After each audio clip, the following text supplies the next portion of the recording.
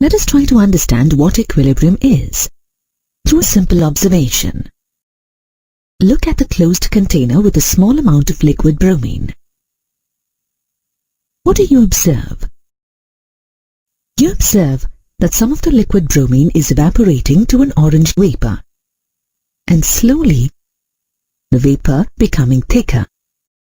After some time, you can see that there is no change in the intensity of the vapor anymore, and also that a small amount of liquid bromine is left in the flask.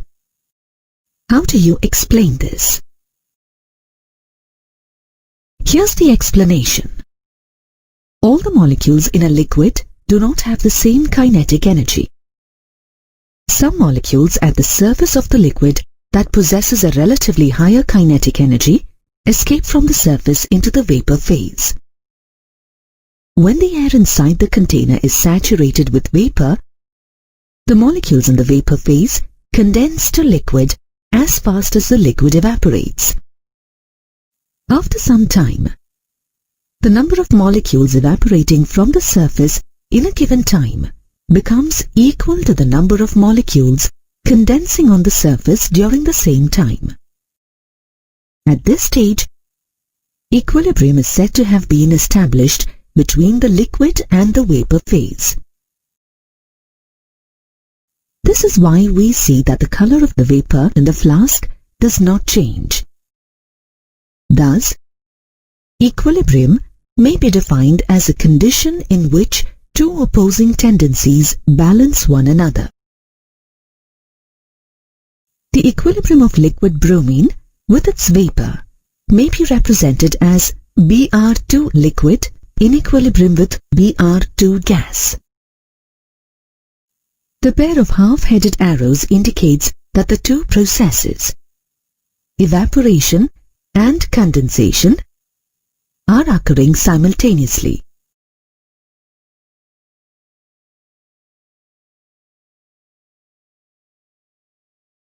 At equilibrium, the rate at which the particles move from the liquid to the vapor phase will equal the rate at which the particles move from the vapor phase to the liquid.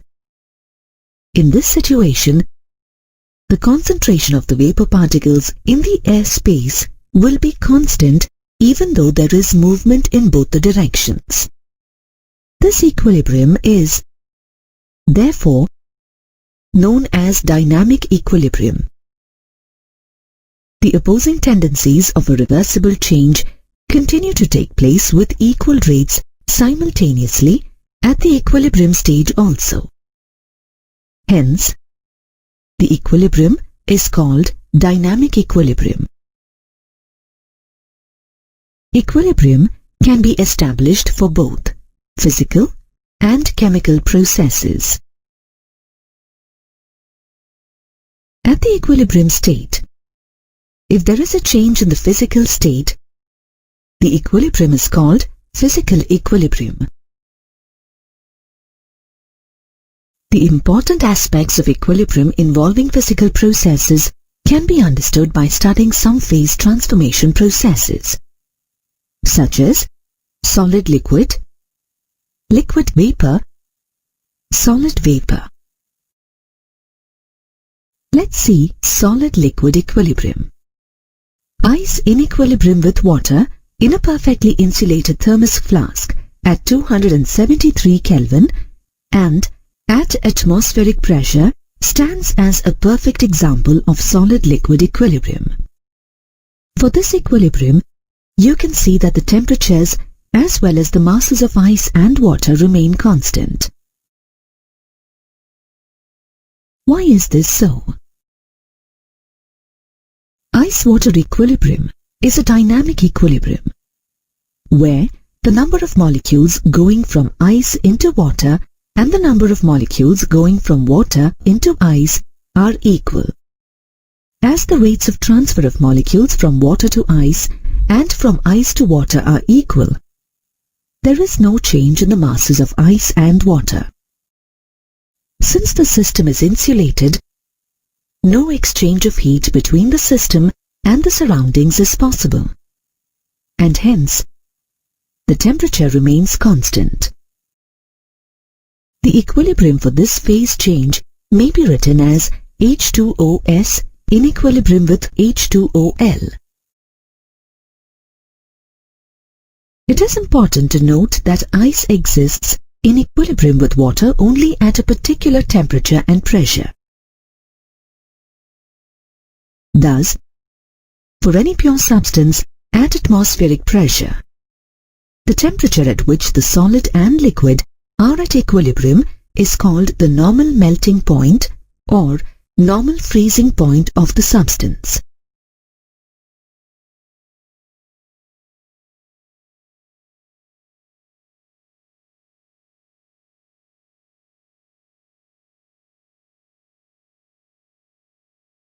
Let's now look at liquid-vapor equilibrium. Water in equilibrium with vapor in a closed vessel serves as a classic example of liquid-vapor equilibrium. Let's understand this through a simple experiment. A small amount of water is taken in a closed vessel to which a manometer is attached and left undisturbed for some time.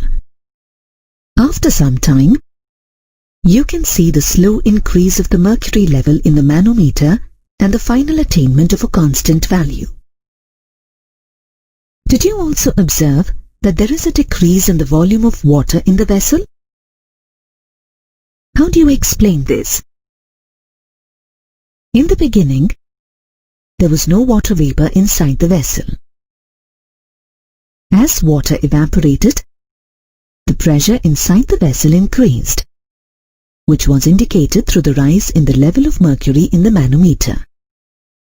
After some time, the level of mercury in the manometer remains constant, indicating that a state of equilibrium has been attained between water and water vapor. The molecules of the vapor in their movement collide with other molecules, with the walls of the container as well as the surface of the liquid.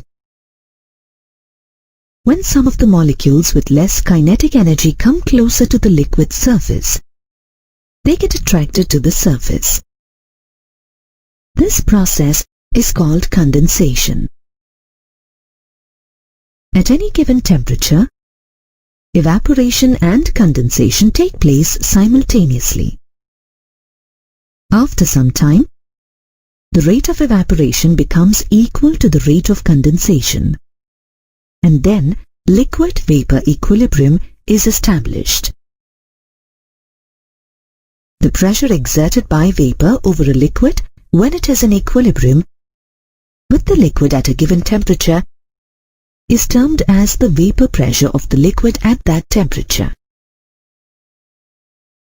Water exists in equilibrium with its vapor at atmospheric pressure in a closed vessel. Thus, for any pure liquid at 1 atmospheric pressure, the temperature at which the liquid and vapor are in equilibrium is called the normal boiling point of the liquid. Let's look at solid-vapor equilibrium now. Some solid substances directly undergo a phase change from solid to vapor without the intermediate liquid state. This is called sublimation. Observe the solid iodine placed inside the conical flask and fitted with a cork. You can see the vessel getting filled up slowly with violet vapors. Have you observed that the intensity of the color has become constant? At this stage, we can say that an equilibrium state has been attained for the system. At equilibrium, the solid iodine sublimes to give iodine vapor, and the iodine vapor condenses to give solid iodine. The equilibrium can be represented as I2 solid in equilibrium with I2 vapor. You have learned that during physical process like phase transformation, it is possible to attain equilibrium. Similarly, when a physical process like dissolution is taking place, it is possible to achieve a state of equilibrium. There are two types of dissolution: gas in liquids and solid in liquids. Sugar in water is a classic example of solid in liquid equilibrium. First, sugar is added to a glass of water and stirred. It dissolves, forming a sugar solution. Then, as more and more sugar is added, it initially dissolves, but eventually reaches a stage where no matter how long you wait or how vigorously you stir, the sugar does not dissolve. The solution thus obtained is said to be saturated at the given temperature. Thus, at a given temperature, a solution that remains in contact with excess solute is said to be a saturated solution. In a saturated solution, a dynamic equilibrium exists between the solute particles in undissolved state and the solute particles in the solution. When the solution is kept in a closed system, the concentration of the solution and the amount of undissolved solute remains constant in the solution.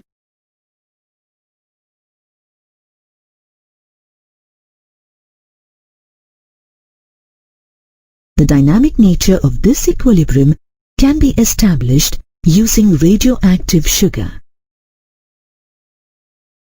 Let's see how.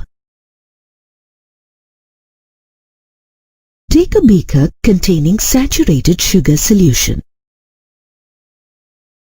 To this, add a small quantity of radioactive sugar and let the solution remain undisturbed for some time. Then check the solution for radioactivity. It is noticed that both the undissolved sugar as well as the solution has turned radioactive. This is a result of dynamic equilibrium, where the molecules of the radioactive and the non-radioactive sugar from the solid and liquid phases are being exchanged. This proves that there is dynamic equilibrium when a solid is dissolved in a liquid.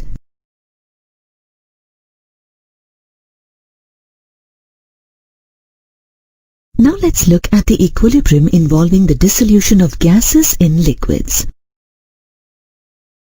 Have you ever wondered why soda fizzes when opened? The fizz that bubbles up when you open a soda water bottle is carbon dioxide gas. The phenomenon of fizz you see in carbonated beverages is due to the difference in the solubility of carbon dioxide at different pressures. At a given pressure, equilibrium exists between the carbon dioxide molecules in the gaseous state and those in the dissolved state in the liquid. This equilibrium is governed by Henry's law, which states the mass of a gas dissolved in a given amount of a liquid at any temperature is directly proportional to the pressure of the gas present in equilibrium with the liquid.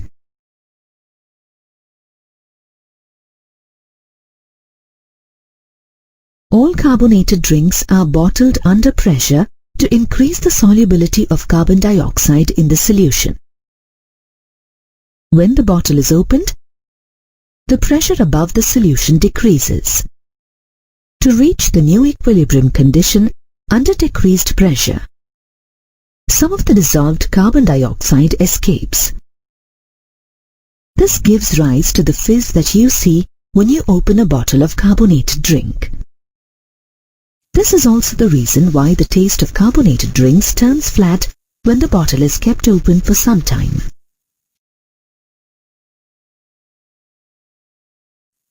Thus, we can summarize the general characteristics of equilibrium in physical processes as: at atmospheric pressure, a solid exists in equilibrium with a liquid only at one temperature, which is called its melting point. For example, at atmospheric pressure, ice exists in equilibrium at 273 Kelvin. At a given temperature, vapor pressure remains constant for liquid-vapor equilibrium. For example, in equilibrium between water and water vapor, the vapor pressure of water remains constant at a given temperature. At a given temperature, solubility remains constant for the dissolution of solids in liquids. For example, at the given temperature, the solubility of sugar remains constant in a given liquid. At a given temperature, the concentration of a gas in a liquid is directly proportional to the pressure of the gas over the liquid. For example, the concentration of carbon dioxide in water at equilibrium is directly proportional to the pressure of the gas over the liquid. At a given temperature, equilibrium can only be achieved in a closed system. For example, no equilibrium is attained when water in a beaker is kept open to the atmosphere. This is because the rate of condensation is much less than the rate of evaporation. At equilibrium, both the opposing tendencies occur at the same rate, and hence, a dynamic yet stable status is established. For example, for water at a given temperature in a closed vessel at equilibrium, the rate of evaporation is equal to the rate of condensation. At a given temperature, the attainment of equilibrium for a physical process is characterized by a constant value of one of its parameters, such as vapor pressure, melting point, solubility or concentration. For example, during equilibrium between liquid and gaseous water molecules, the vapor pressure of water remains constant at a given temperature. At equilibrium, all the measurable properties of the system remain constant. For example, for the solubility of solids in liquids, the solubility remains constant at a given temperature. Equilibrium in chemical processes, called chemical equilibrium, is the most important characteristic of irreversible reactions. The characteristics of chemical equilibrium can be understood only when you are familiar with certain terms, like reversible reactions and forward and backward reactions. So, let's get acquainted with these terms first. In general, the transformation of one substance into another is known as a chemical reaction. The chemical substances used at the initial stage during such transformation are called reactants, and the final chemical substances formed as a result of the chemical reaction are known as products. A reversible reaction may be defined as a chemical change in which the products can be converted back into the original reactants under suitable conditions.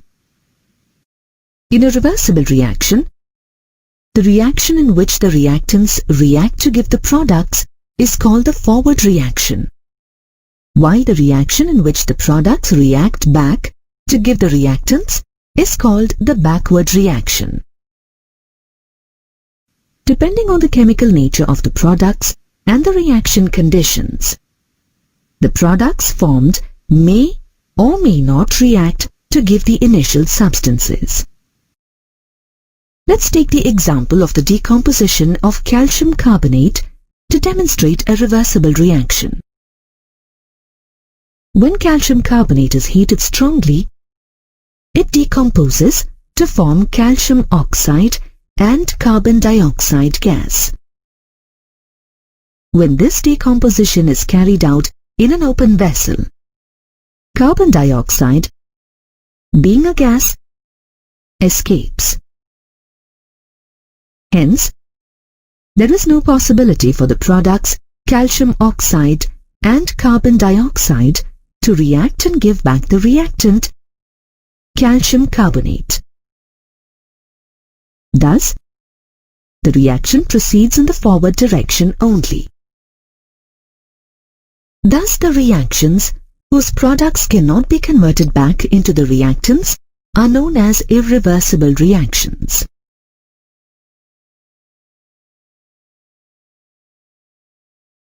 When the same reaction of the decomposition of calcium carbonate is carried out in a closed vessel, the products, calcium oxide and carbon dioxide, combine to give solid calcium carbonate back. This clearly indicates that the reaction is capable of occurring in both the forward and the backward directions under favorable conditions. Such a reaction is called a reversible reaction. Reversible reactions are represented by a pair of half-headed arrows. If we plot a graph of a reversible reaction, we will notice that the rate of forward reaction is initially high. With the passage of time, the reactants deplete and the products accumulate. This leads to a decrease in the rate of the forward reaction and an increase in the rate of the backward reaction. After some time, a stage is reached when the rates of both the forward and the backward reactions becomes equal and the system reaches a state of equilibrium. We can graphically represent dynamic or chemical equilibrium as a forward reaction starting at a higher rate and a reverse process starting at zero rate coming together to reach an equilibrium point. Hence, when a reversible reaction is carried out in a closed vessel, a state is reached when the rate of the forward reaction becomes equal to the rate of the backward reaction. This stage is known as chemical equilibrium. It must be noted that the reaction can reach a state of equilibrium even if we start with the products, which is because equilibrium can be reached from either direction. The dynamic nature of chemical equilibrium can be understood by studying a gas phase chemical reaction. For example, when hydrogen and iodine are heated in a closed vessel, they react to form hydrogen iodide. When a mixture of equal initial concentrations of hydrogen and iodine are taken in a flask, maintained at 717 Kelvin, the intensity of the purple color decreases after some time. This is because, as the reaction proceeds, the concentrations of hydrogen and iodine decreases as they are consumed, and hence, the rate of forward reaction slows down. On the other hand, the concentration of hydrogen iodide increases with the progress of the reaction. As hydrogen iodide accumulates, the backward reaction of hydrogen iodide decomposing to hydrogen and iodine becomes significant. A stage is reached when the rates of the forward and backward reactions become equal, and the system is said to have attained equilibrium. At equilibrium, the concentrations of all the three species become constant. The graph depicts the variations of the concentrations of hydrogen, iodine, and hydrogen iodide as a function of time. You have already learned that in a reversible reaction, the reaction can reach a state of equilibrium even if we start with the products. Hence, the same state of equilibrium can be reached even if we start with hydrogen iodide alone. In this case, the concentration of hydrogen iodide will decrease and the concentrations of hydrogen and iodine will increase until they become constant at equilibrium. The attainment of equilibrium from either side can be shown in the form of a graph. The dynamic nature of the chemical equilibrium can be established by using radioactive iodine. When a small quantity of radioactive iodine is introduced into the above reaction in the state of equilibrium, it is found that the hydrogen iodide in the mixture contains radioactive iodine. This obviously shows that the reaction, though apparently standstill, is proceeding in both the directions.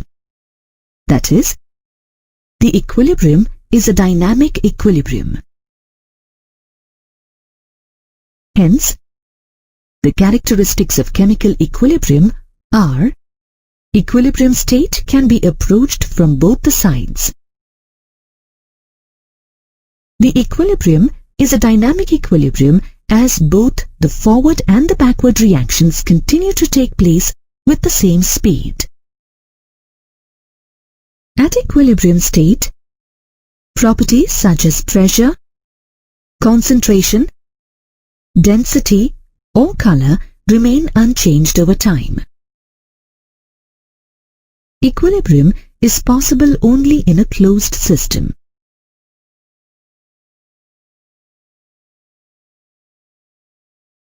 Consider the reversible reaction of nitrogen and hydrogen gases coming together to form ammonia.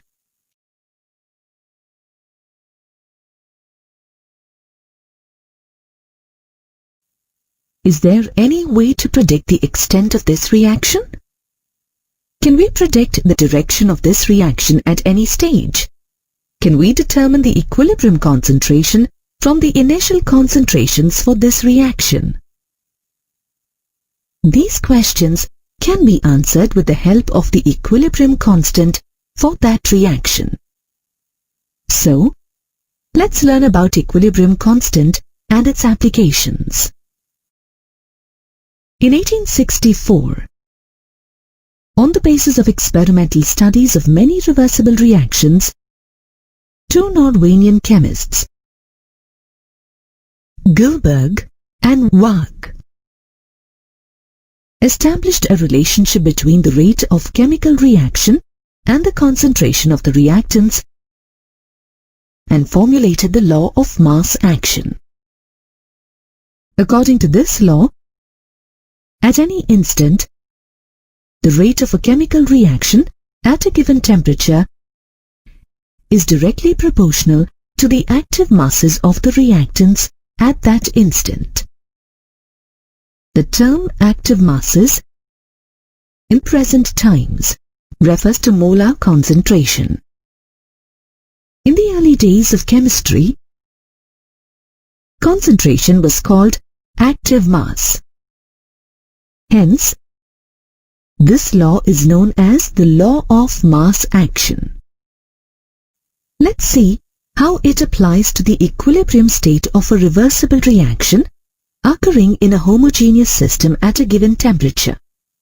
Let 1 mole of A react with 1 mole of B to produce 1 mole each of C and D.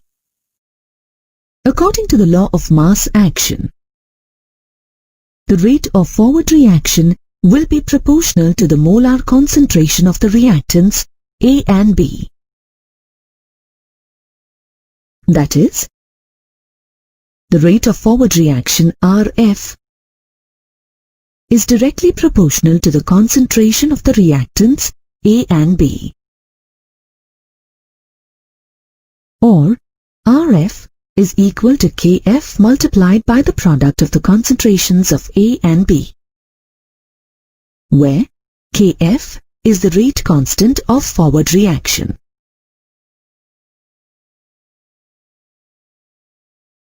Similarly, the rate of backward reaction will be proportional to the molar concentration of the products.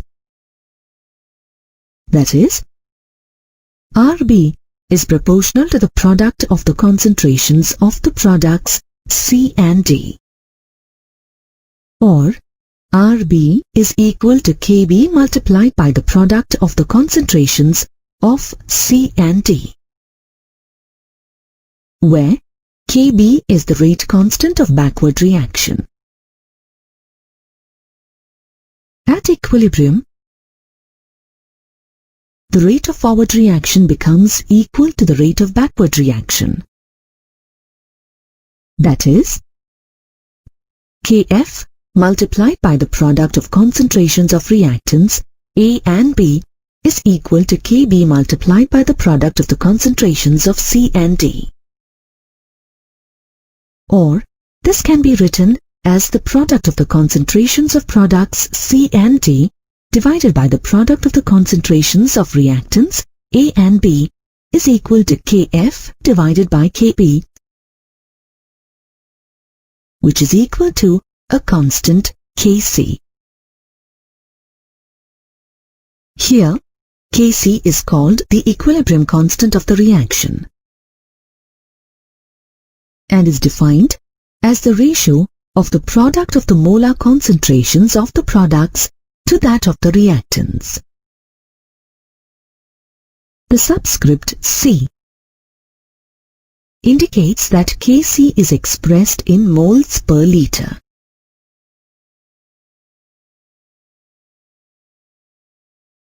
In the case that you just saw, the stoichiometric coefficients of the reactants and the products are unity.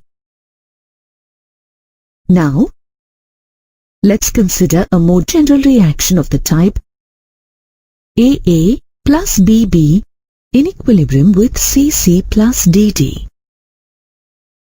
where A and B represent the stoichiometric coefficients of the reactants A and B, and C and D represent the stoichiometric coefficients of the products C and D, respectively.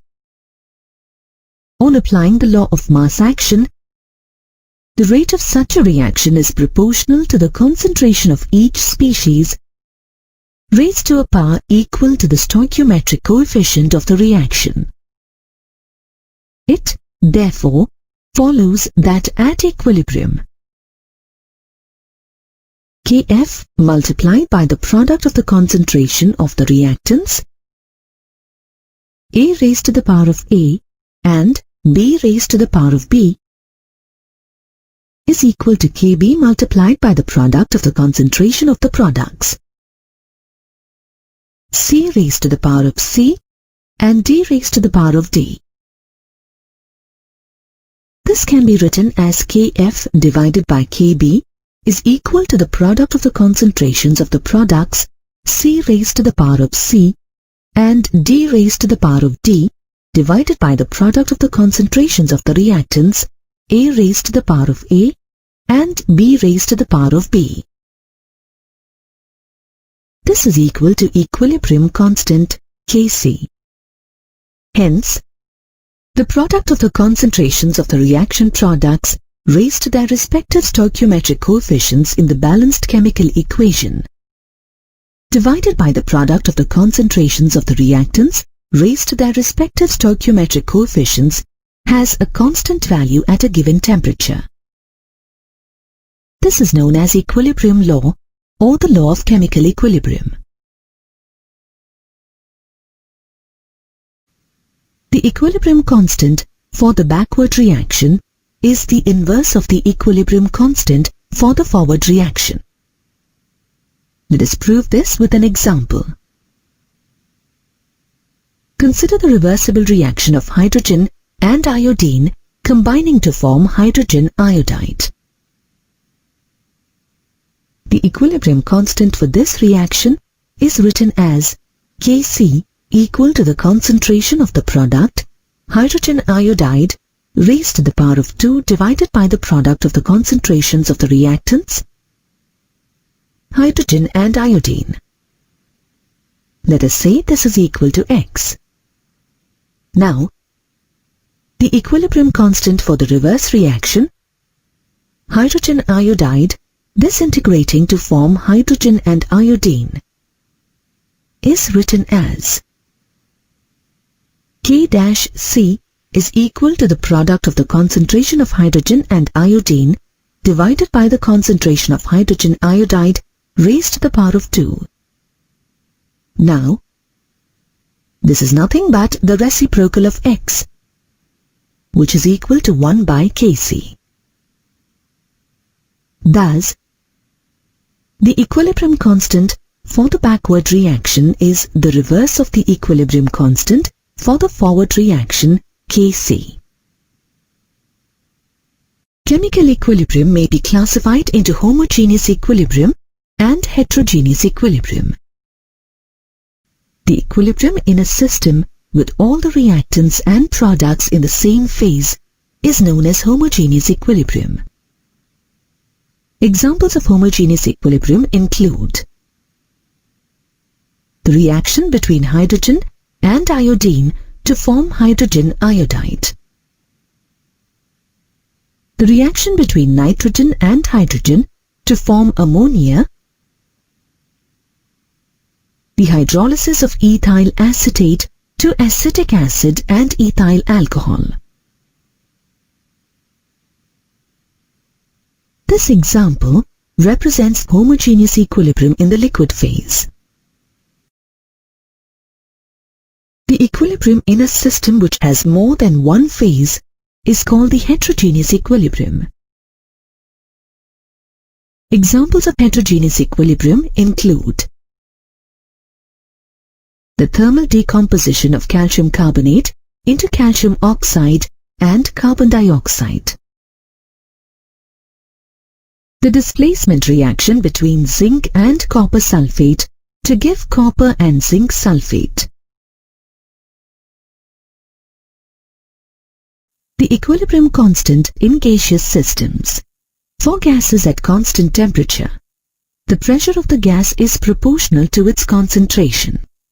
Hence, for a reversible reaction involving gases, the equilibrium constant is conveniently expressed in terms of partial pressures of the reactants and products in place of molar concentrations. Let us now see how the pressure of a gas at constant temperature is proportional to its concentration. According to the ideal gas equation, PV is equal to nRT, or P is equal to nRT by V, where P is the pressure, N is the number of moles of the gas, V is the volume of the gas, R is the universal gas constant, and T is the absolute temperature. However, we know that N by V corresponds to molar concentration C.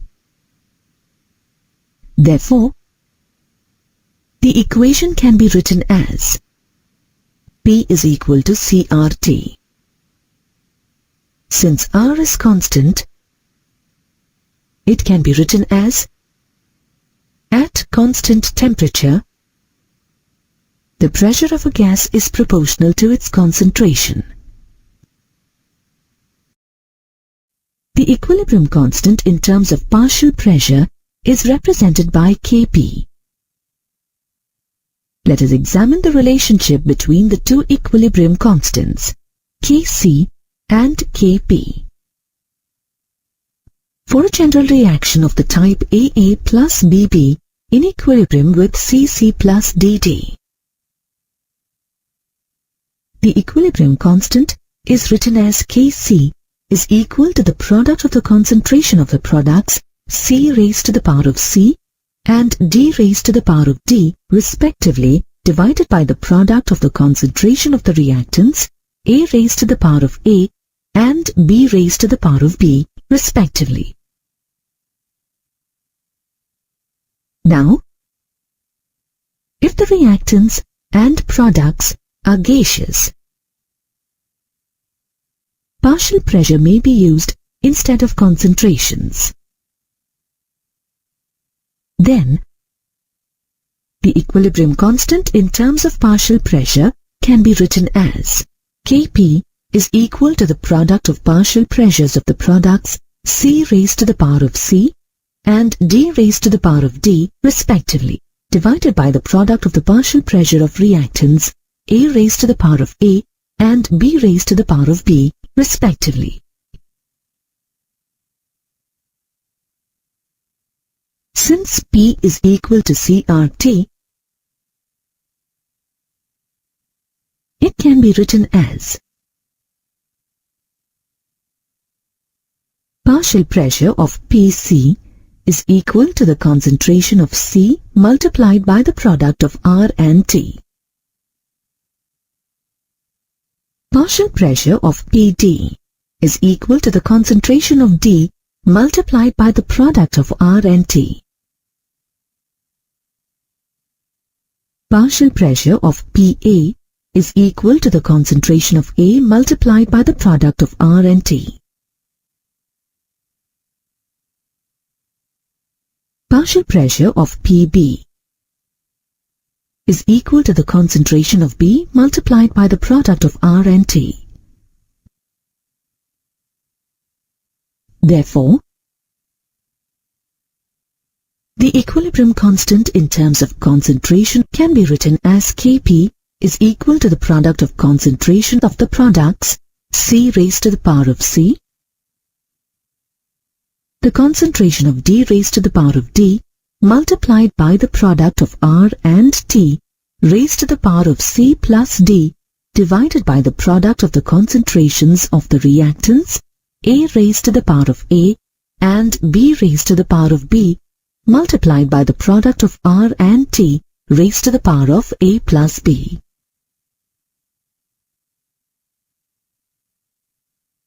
This can be written as the product of the concentration of the products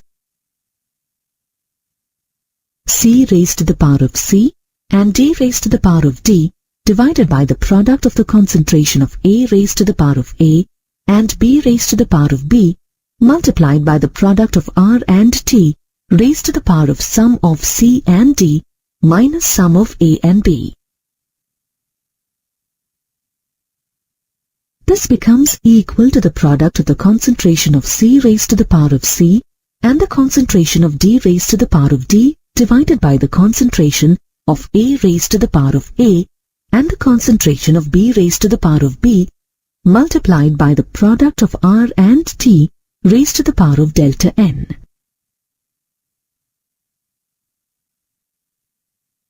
Since the product of the concentration of C raised to the power of C and the concentration of D raised to the power of D divided by the concentration of A raised to the power of A and the concentration of B raised to the power of B is equal to equilibrium constant Kc.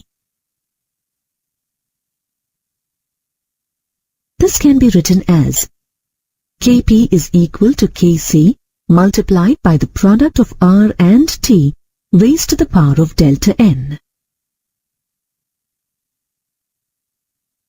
where delta N is equal to the number of moles of gaseous products minus the number of moles of gaseous reactants. Thus, Kc and Kp are related to each other by the equation Kp is equal to Kc multiplied by the product of R and T raised to the power of delta N.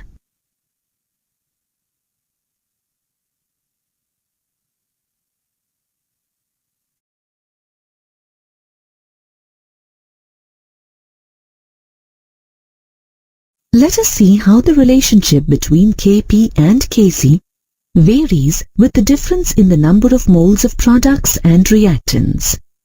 Case 1. When delta N is equal to 0. Consider the reversible reaction of hydrogen and iodine that gives hydrogen iodide. For this reaction, the difference in the number of moles, delta N, is equal to number of moles of hydrogen iodide minus number of moles of hydrogen and iodine, which is equal to 2 minus 2 is equal to 0. Substituting the value of delta N in the equation, Kp is equal to Kc multiplied by the product of R and T raised to the power of delta N. We get Kp is equal to Kc. Thus, for reactions in which delta N is equal to 0, the two equilibrium constants Kp and Kc are equal. Case 2. When delta N is negative.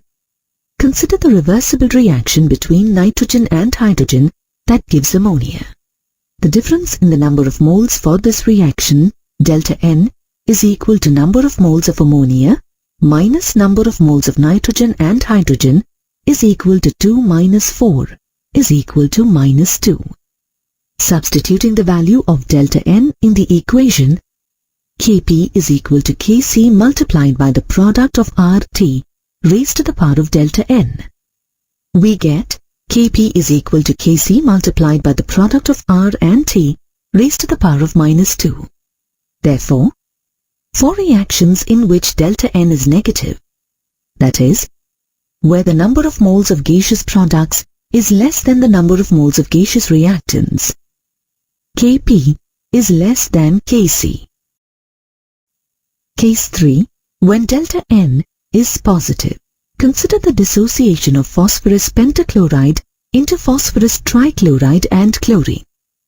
For this reaction, the difference in the number of moles, delta N, is equal to number of moles of phosphorus trichloride and chlorine minus number of moles of phosphorus pentachloride is equal to 2 minus 1 is equal to 1. Substituting the value of delta N in the equation, Kp is equal to Kc multiplied by the product of R and T raised to the power of delta N. We get Kp is equal to Kc multiplied by the product of R and T raised to the power of 1. Therefore, for reactions in which delta N is positive, that is, where the number of moles of gaseous products is more than the number of moles of gaseous reactants, Kp is greater than Kc.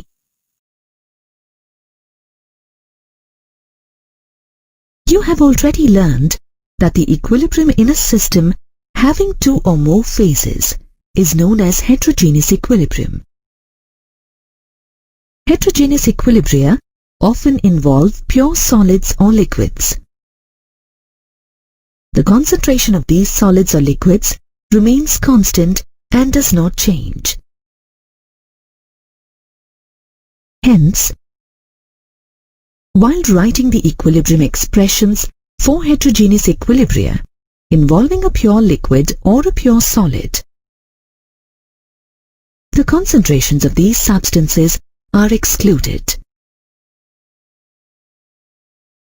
Consider the thermal decomposition of calcium carbonate in a closed vessel. Solid calcium carbonate decomposes on heating into solid calcium oxide and gaseous carbon dioxide. The equilibrium constant for this reaction can be written as Kc is equal to the product of the concentrations of calcium oxide and carbon dioxide divided by concentration of calcium carbonate. Since calcium carbonate and calcium oxide are solids, their concentrations remain constant, and hence their concentration terms in the expression for equilibrium constant can be ignored. Now, the modified equilibrium constant for the system becomes Kc dash is equal to concentration of carbon dioxide, or Kp is equal to pressure of carbon dioxide. This expression clearly shows that at a particular temperature, irrespective of the masses of the two solids, calcium oxide and calcium carbonate, there is a constant concentration or pressure of carbon dioxide in equilibrium with calcium oxide and calcium carbonate. It has been found experimentally that the pressure of carbon dioxide in equilibrium with calcium oxide and calcium carbonate at 1073 Kelvin is equal to 2.5 into 10 raised to the power 4 Pascal. Hence, the equilibrium constant at 1073 Kelvin, which is equal to the pressure of carbon dioxide, is equal to 2.5 into 10 raised to the power 4 Pascal.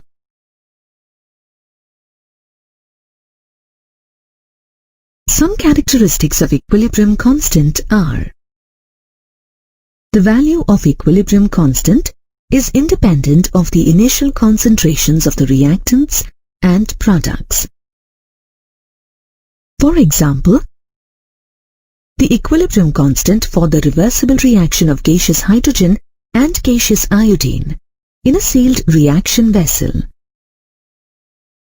irrespective of the initial concentrations at 731 Kelvin,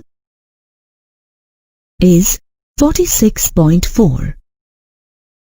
The equilibrium constant for a particular reaction at a particular temperature is always constant and changes only with a change in temperature. For example, the equilibrium constant for the reaction of 1 mole of gaseous nitrogen and 3 moles of hydrogen combining reversibly to form 2 moles of gaseous ammonia at 298 Kelvin is 6.8 into 10 raised to the power 5. At 400 Kelvin, it is 41. And at 500 Kelvin, it is 3.6 into 10 raised to the power minus 2. The equilibrium constants of a forward reaction and its backward reaction are reciprocals of each other. For example, the equilibrium constant for the reversible reaction of gaseous hydrogen and gaseous iodine to form gaseous hydrogen iodide at 731 Kelvin is 46.4. The equilibrium constant for the reverse reaction of the decomposition of hydrogen iodide at the same temperature is the inverse of the equilibrium constant for the forward reaction of the formation of hydrogen iodide from hydrogen and iodine. This is equal to 1 by 46.4.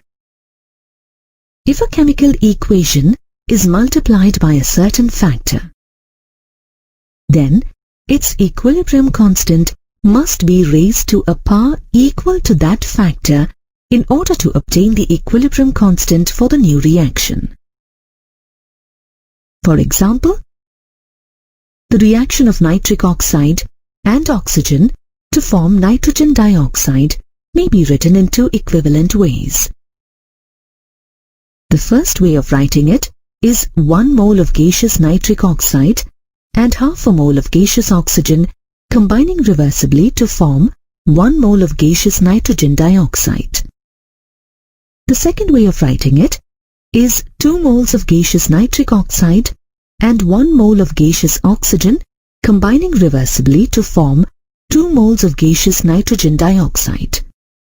The equilibrium constant for the reaction of 1 mole of gaseous nitric oxide and half a mole of gaseous oxygen combining reversibly to form 1 mole of gaseous nitric oxide may be written as Kp is equal to concentration of nitrogen dioxide divided by the product of the concentrations of nitric oxide and oxygen raised to the power of half is equal to, say, x.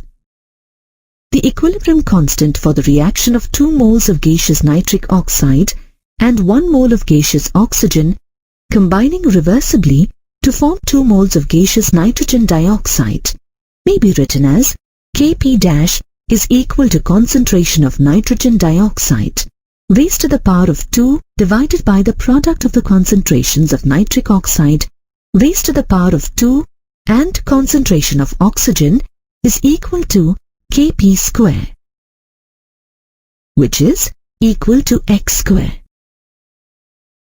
Thus, you can say that the equilibrium constant for the second reaction, Kp dash, is equal to the square of the equilibrium constant of the first reaction.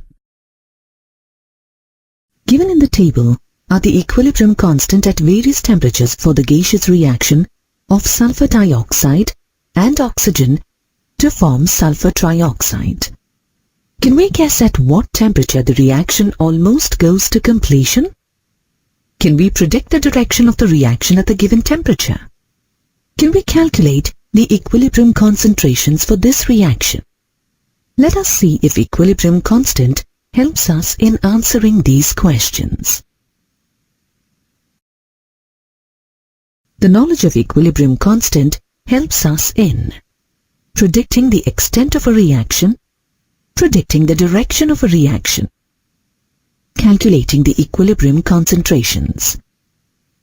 Let us discuss each application in detail to appreciate the importance of equilibrium constant in a reaction.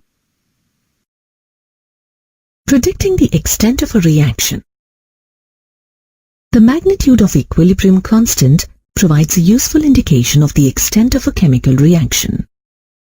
You have seen that the equilibrium constant for a reversible reaction is equal to the product of the concentrations of the products raised to their respective stoichiometric coefficients divided by the product of the concentrations of the reactants raised to their respective stoichiometric coefficients. As the products appear in the numerator and the reactants in the denominator of the expression, you can see that the magnitude of equilibrium constant is directly proportional to the concentrations of the products and inversely proportional to the concentrations of the reactants.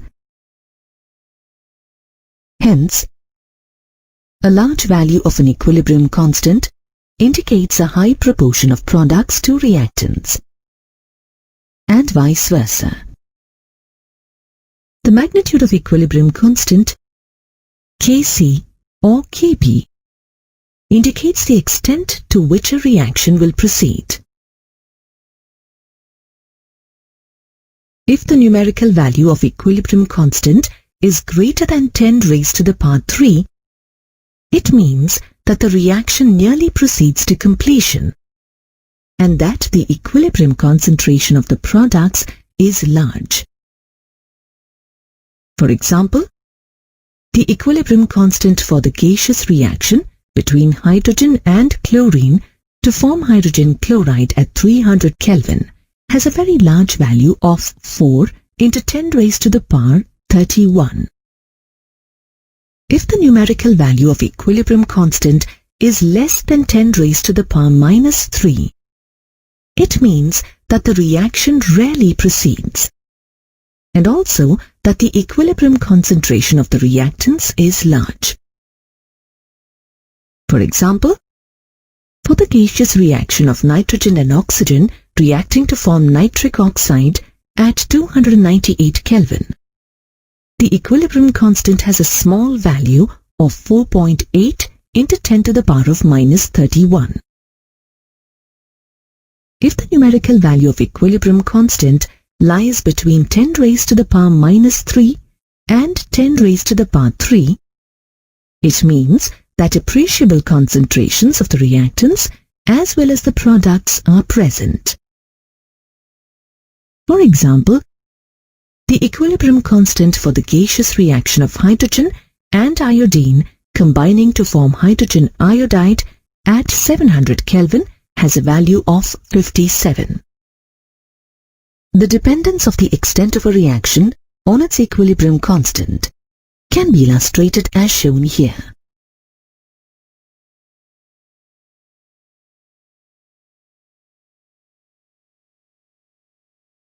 Let us now look how equilibrium constant helps in predicting the direction of a reaction. This is done by comparing the reaction quotient QC with the equilibrium constant Kc. So, for predicting the direction of a reaction, you also need to have knowledge of the reaction quotient. Let us first learn what reaction quotient is. At any point in a reversible reaction, the ratio of the concentration of the products raised to their respective stoichiometric coefficients to that of the reactants raised to their respective stoichiometric coefficients is known as the reaction quotient. QC with for molar concentrations and QP with for partial pressures. The reaction quotient expression of a reaction has the same equation as the equilibrium constant expression for that reaction.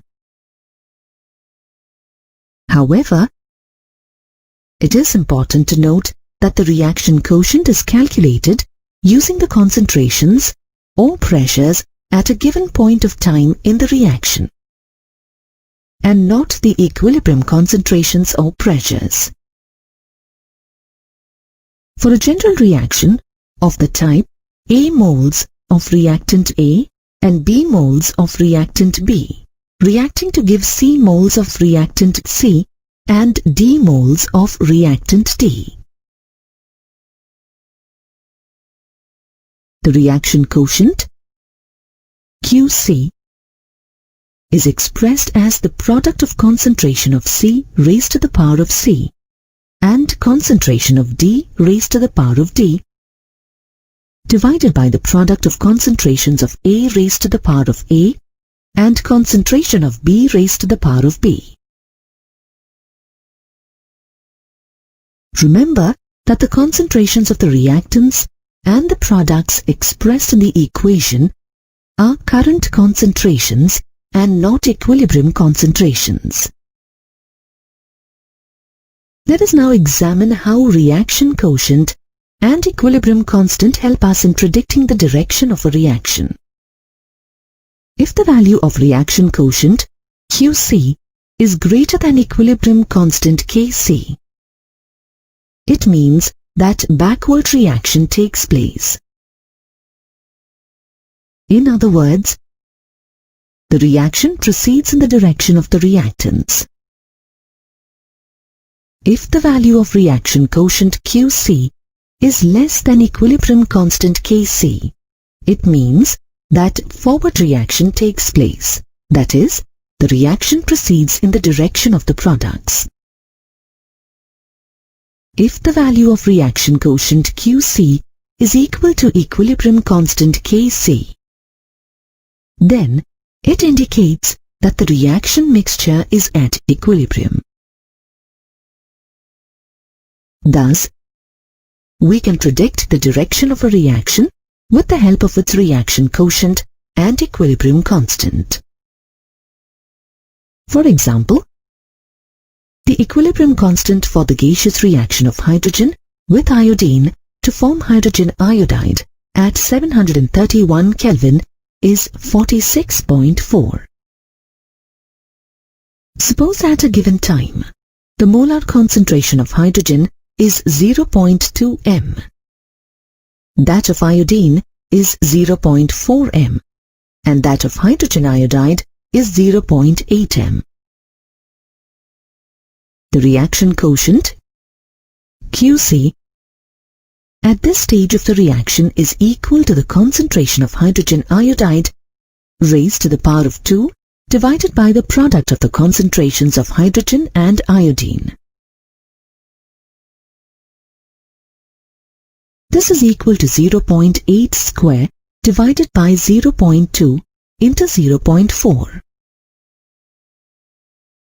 The value of the reaction quotient comes out to be 8.0. As the value of the reaction quotient is smaller than the equilibrium constant, the reaction proceeds in the forward direction.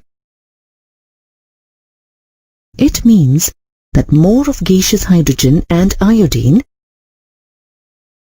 react to form the product hydrogen iodide.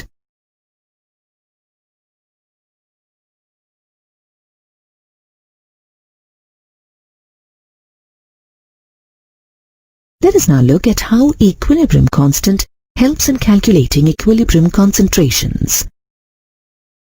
For this, let's consider a problem. Mix 2 moles of hydrogen and 3 moles of iodine together in a 1 liter closed vessel. It attains equilibrium at 440 Kelvin. Calculate the composition of the mixture at equilibrium, given that the value of Kc for the reaction at 440 Kelvin is 0.02. The first step in calculating equilibrium concentrations involves writing a balanced equation for the reaction, like this. The second step is to set up a table describing the initial concentration, change in concentration on going to equilibrium and equilibrium concentration. The second step can be easily remembered in the form of ICE chart, where I stands for the initial concentrations or pressures for each species in the reaction mixture. C represents the change in the concentrations or pressures for each species as the system moves towards equilibrium. E represents the equilibrium concentrations or pressures of each species when the system is in a state of equilibrium. In constructing the table, use X to show the change in concentrations of the species. Use the stoichiometry of the reaction to determine the concentrations of the other substances in terms of X. The ICE chart for the given problem is: the initial concentrations of hydrogen and iodine in the reaction mixture are 2 moles and 3 moles respectively, while it is 0 for hydrogen iodide as it is not present at the beginning of the reaction. Let X moles of hydrogen and X moles of iodine combine to give 2X moles of hydrogen iodide as shown in the balanced equation. At equilibrium, the concentrations of hydrogen, iodine and hydrogen iodide will be 2 minus X, 3 minus X and 2X respectively. In the third step, substitute the equilibrium concentrations in the equilibrium equation and solve for X. The equilibrium equation for the reaction is Kc is equal to concentration of hydrogen iodide raised to the power of 2 divided by the product of the concentrations of hydrogen and iodine. On substituting the equilibrium concentrations and the value of the equilibrium constant in the equation, we get 2x square divided by 2 minus x multiplied by 3 minus x is equal to 0.02. This is equal to 4x square divided by x square minus 5x plus 6. This can be written as 4x square divided by x square minus 5x plus 6 is equal to 2 divided by 100. On cross multiplying, we get 100 multiplied by 4x square is equal to 2 multiplied by x square minus 5x plus 6. On crossing off 100 with 2, we get 50 multiplied by 4x square is equal to x square minus 5x plus 6. This becomes equal to 200x square is equal to x square minus 5x plus 6. This equation can be written as 200x square minus x square minus 5x plus 6 is equal to 0. This becomes equal to 200x square minus x square plus 5x minus 6 is equal to 0. This is equal to 199x square plus 5x minus 6 is equal to 0. This is in the form of a quadratic equation. ax square plus bx plus c is equal to 0. In this equation, a is equal to 199, b is equal to 5, and c is equal to minus 6. In order to solve x, you must use the formula x is equal to minus b plus or minus square root of b square minus 4ac divided by 2a. On substituting the values of a, b and c in the quadratic equation, we get minus 5 plus or minus square root of 5 square minus 4 multiplied by 199 multiplied by minus 6 divided by 2 multiplied by 199. This can be written as minus 5 plus or minus square root of 25 plus 4,776 divided by 398.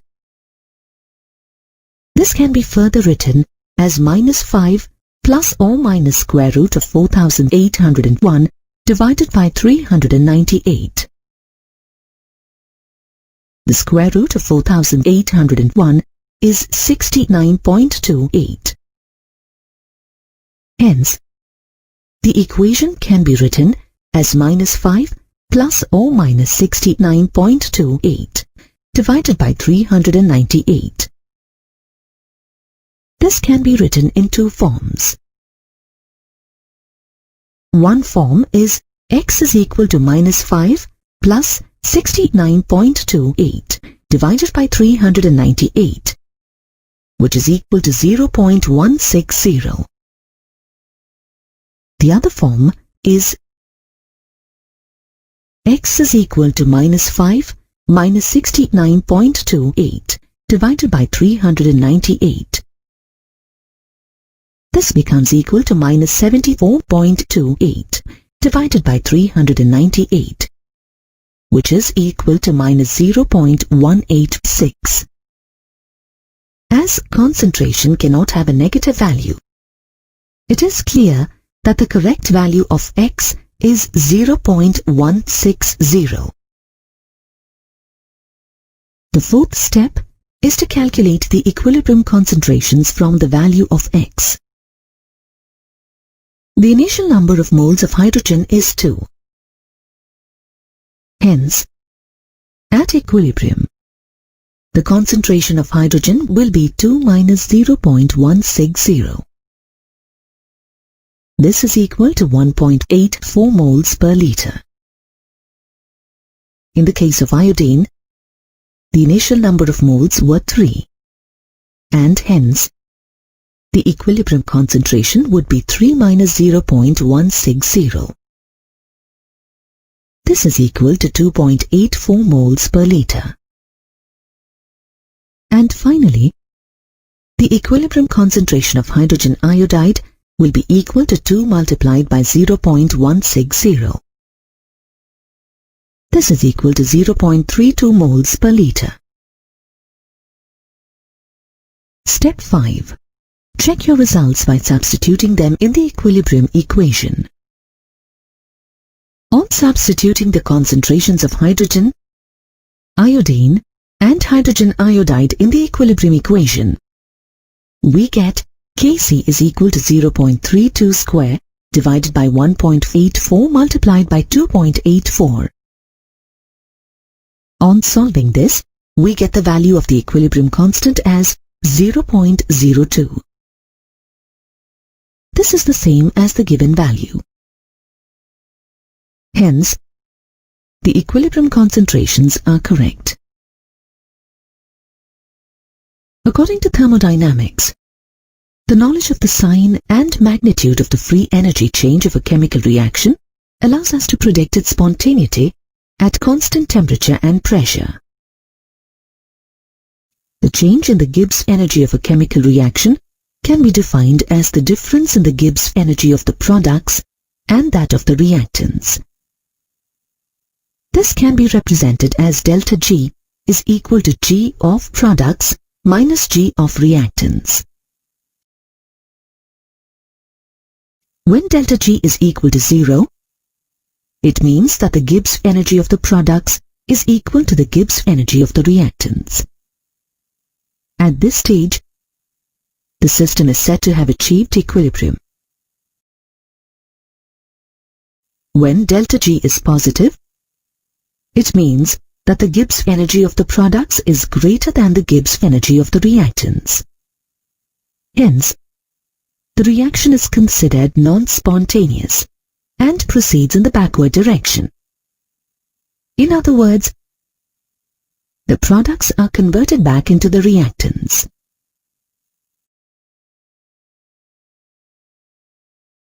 When delta G is negative, it means that the Gibbs energy of the products is less than the Gibbs energy of the reactants.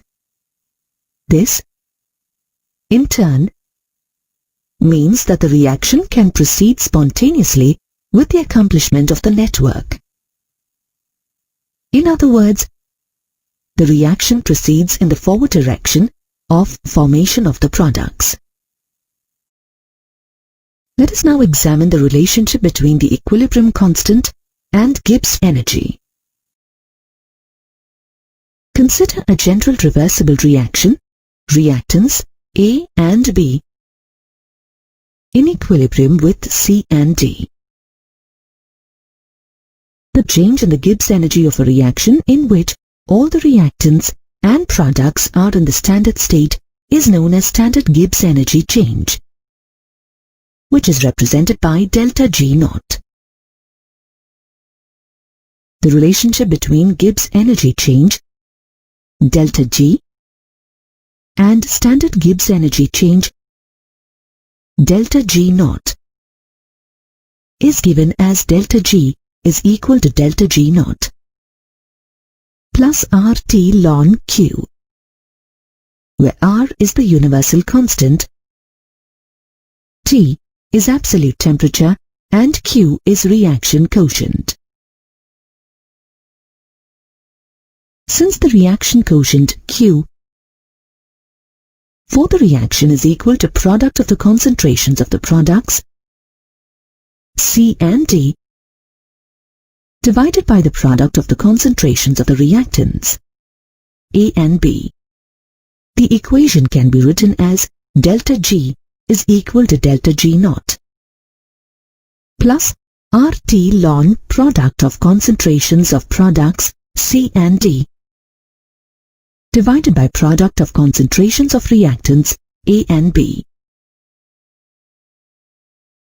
At equilibrium, when delta G is equal to 0 and Q is equal to equilibrium constant Kc, the equation becomes delta G is equal to delta G naught plus RT ln Kc is equal to 0.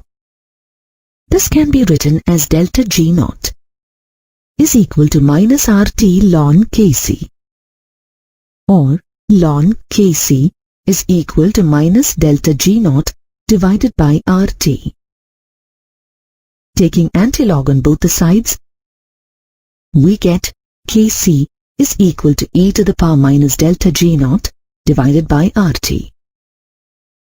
The reaction spontaneity in terms of the value of delta G naught can be known by using the equation Kc is equal to e to the power of minus delta G naught divided by RT.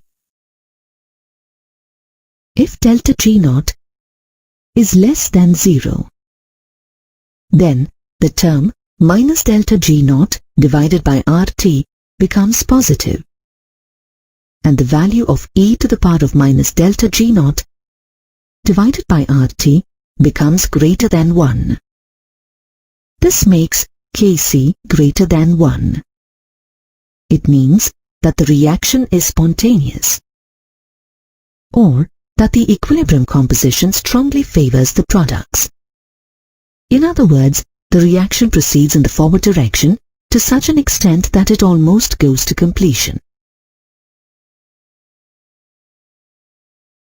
If delta G is greater than 0, then the term minus delta G naught divided by RT becomes negative, and the value of e to the power of minus delta G naught divided by RT becomes less than 1. This makes Kc less than 1. This means that the reaction is not spontaneous, or that the equilibrium composition favors the reactants. In other words, the reaction proceeds in the forward direction to a very little extent, and only a minute quantity of products is formed.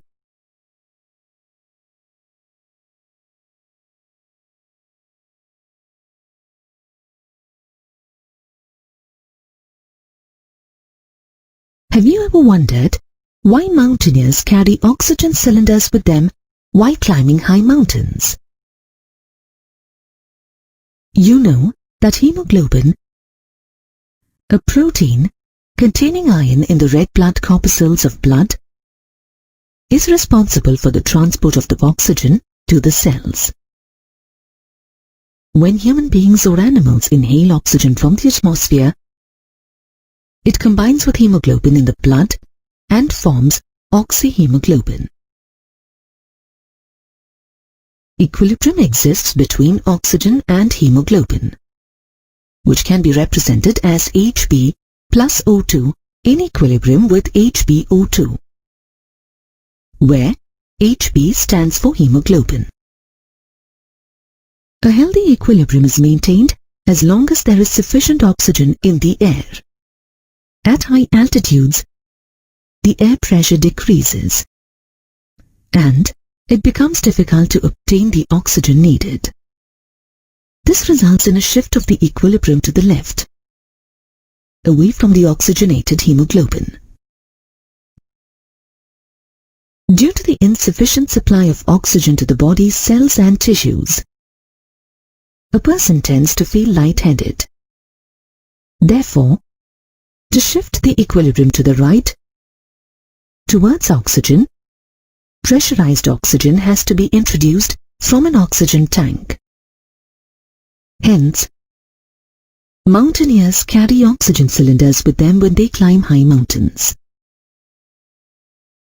Thus, we can see that if a system at equilibrium is subjected to a change in the concentration in one of the substances, then it no longer remains at equilibrium, and the equilibrium position shifts in the direction in which this change is reduced or nullified. A change in temperature or pressure may also alter the equilibrium. This is the application of an important generalization, known as Le Chatelier's principle. The effect of temperature, pressure, and concentration on a reversible reaction in equilibrium was predicted qualitatively by Le Chatelier. He gave a principle which is now known as Le Chatelier's principle. Le Chatelier's principle may be stated as: if a system at equilibrium is subjected to a change in the temperature, pressure, or concentration of the reactants or the products that govern the equilibrium, then the equilibrium position shifts in the direction in which this change is reduced or nullified.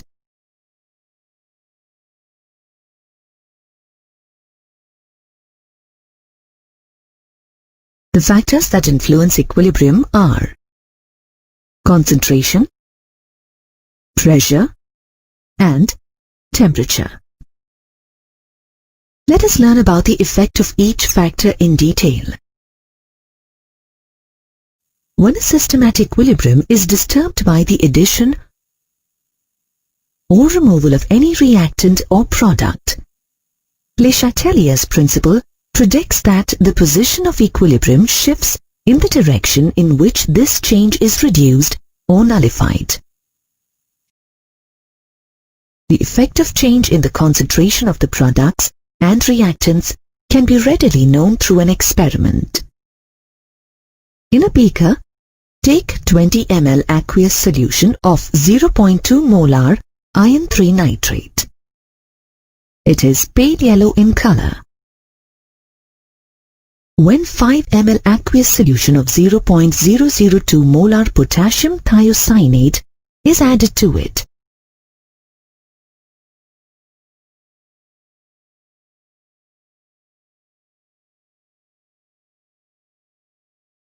the color of the solution changes from pale yellow to red.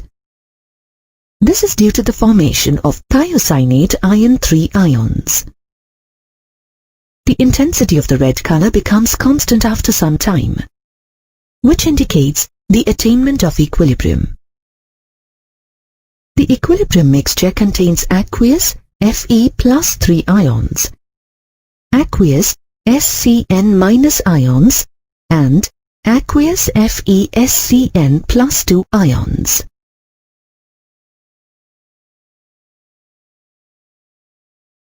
The equilibrium constant, Kc, for this reaction can be written as Kc is equal to concentration of FeSCN plus 2 divided by the product of concentrations of Fe plus 3 and SCN-. You have already learned that at equilibrium, reaction quotient Qc becomes equal to equilibrium constant Kc. Hence, you can write Qc is equal to Kc at equilibrium. To understand the effect of change in concentration on equilibrium, let us consider some cases.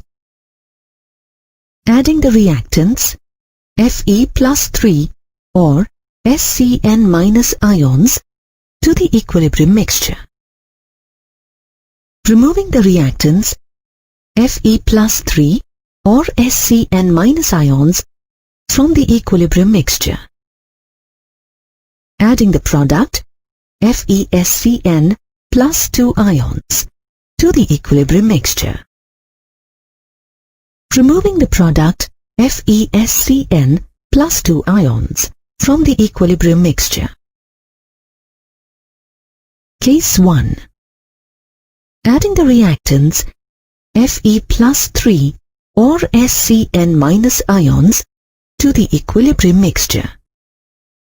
Suppose you add a few ml of a solution containing soluble Fe plus 3 or SCN- ions to the equilibrium mixture. You can see that the color of the solution becomes darker. The reaction quotient at this stage of the reaction is given by Qc is equal to concentration of FeSCN plus 2 divided by the product of concentration of Fe plus 3 and SCN- ions. On the addition of Fe plus 3 or SCN- ions to the equilibrium mixture, the denominator value in the expression for reaction quotient increases. This results in a decrease in the value of the reaction quotient. Now, the value of Qc becomes less than Kc.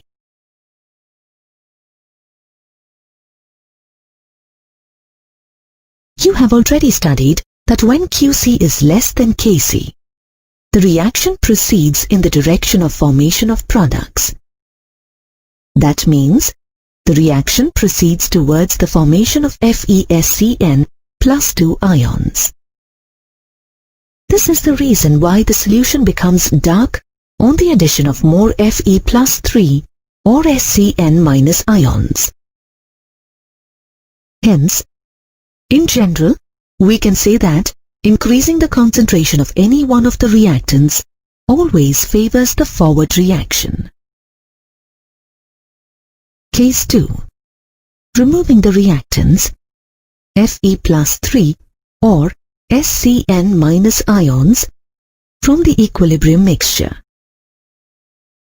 Now, suppose you add a few ml of oxalic acid to the reaction mixture at equilibrium. You can see that the intensity of the red color of the solution decreases and the solution turns pale. Why does this happen? Oxalic acid reacts with Fe+3 ions in the equilibrium mixture and forms a stable complex trioxalate ferrate 3 ion. Due to this, there is a decrease in the concentration of free Fe+3 ions in the solution. This results in a decrease in the denominator value in the expression for reaction quotient. Thus, the value of QC becomes greater than Kc. When QC is greater than Kc, the reaction proceeds in backward direction. Hence, FeSCN plus 2 ions undergo dissociation to give Fe+3 and SCN minus ions. Due to the decrease in the concentration of FeSCN plus 2, the intensity of the red color decreases. Thus, we can conclude that removing or decreasing the concentration of any one of the reactants always favors the backward reaction.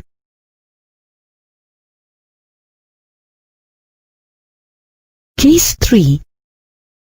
Adding the product FeSCN plus 2 complex ions to the equilibrium mixture. On adding FeSCN plus 2 complex ions to the reaction mixture, the value of the numerator increases in the expression for reaction quotient. Thus, you can say that adding a product to the equilibrium mixture results in the backward reaction. This results in QC becoming greater than Kc. Hence, the backward reaction, that is, the dissociation of FeSCN plus 2 ions into Fe+3 and SCN minus ions, takes place. Case 4. Removing the product FeSCN plus 2 ions from the equilibrium mixture. On removing FeSCN plus 2 ions from the equilibrium mixture, the value of the numerator in the equation for reaction quotient decreases. This results in QC becoming less than Kc. Hence, the forward reaction of Fe+3 and SCN minus ions combining to give FeSCN plus 2 takes place. Thus, you can conclude that removing a product from the equilibrium mixture results in the forward reaction. From the experiment, we can summarize that the addition of reactants or the removal of products favors the forward reaction, while the removal of reactants or the addition of products favors backward reaction. The ability to predict the effect of change in concentration has great commercial application in the cases of reactions where the product is a gas or a volatile substance. Here are 2 examples. In the manufacture of ammonia by Haber's process, high yield of ammonia is favored by the addition of the reactants nitrogen or hydrogen, or the removal of the product ammonia from the reaction mixture.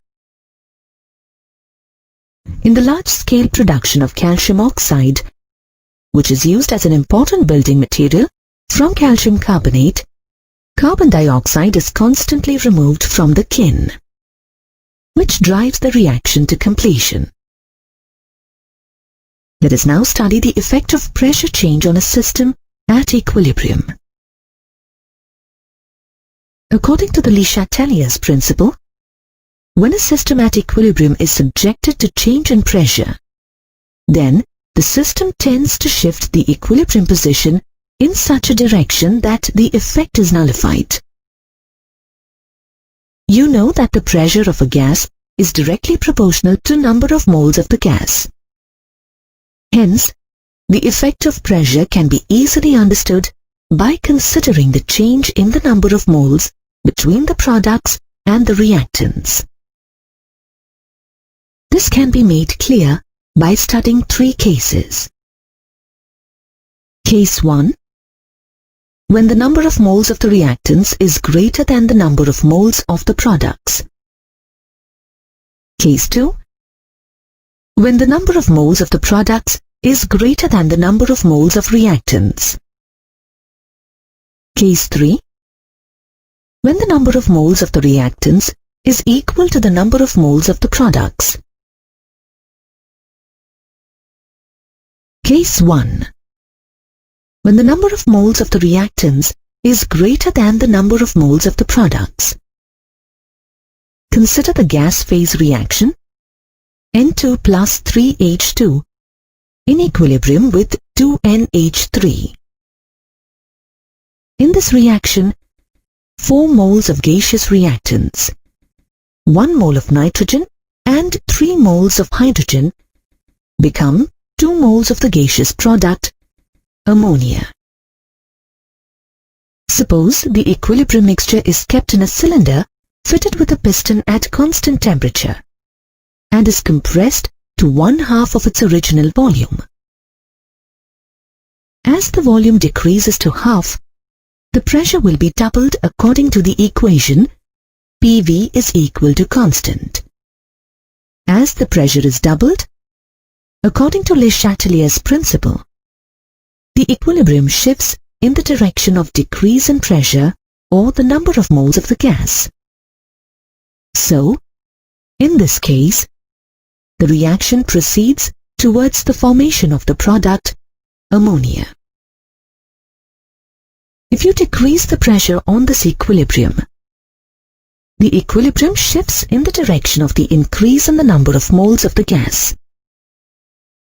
Hence, ammonia undergoes dissociation to give back nitrogen and hydrogen.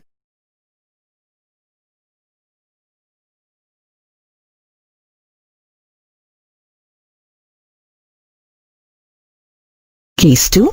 When the number of moles of the products is greater than the number of moles of the reactants.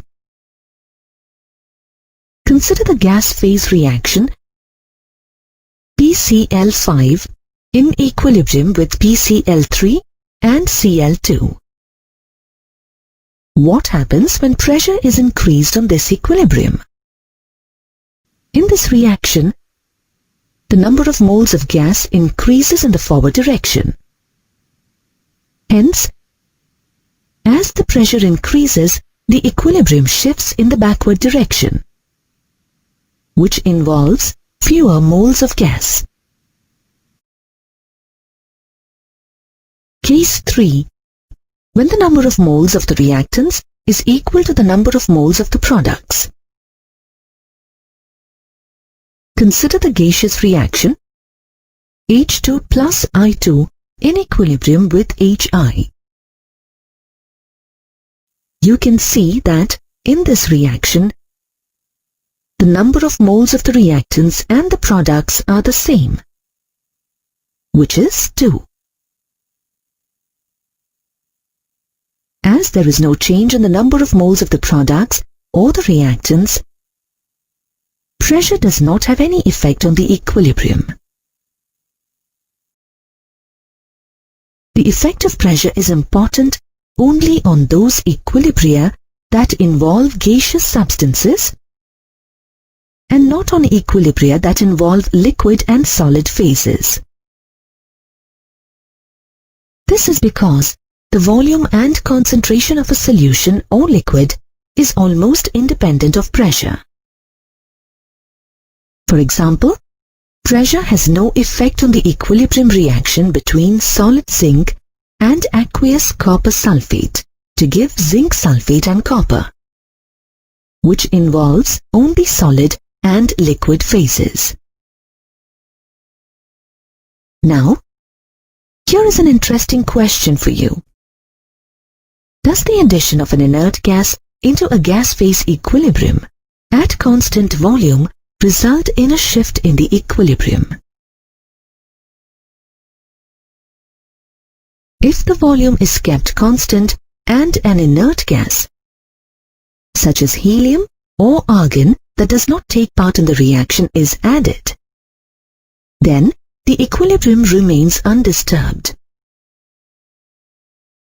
This is because the addition of a non-reactive gas does not change the partial pressure of the other gases in the container.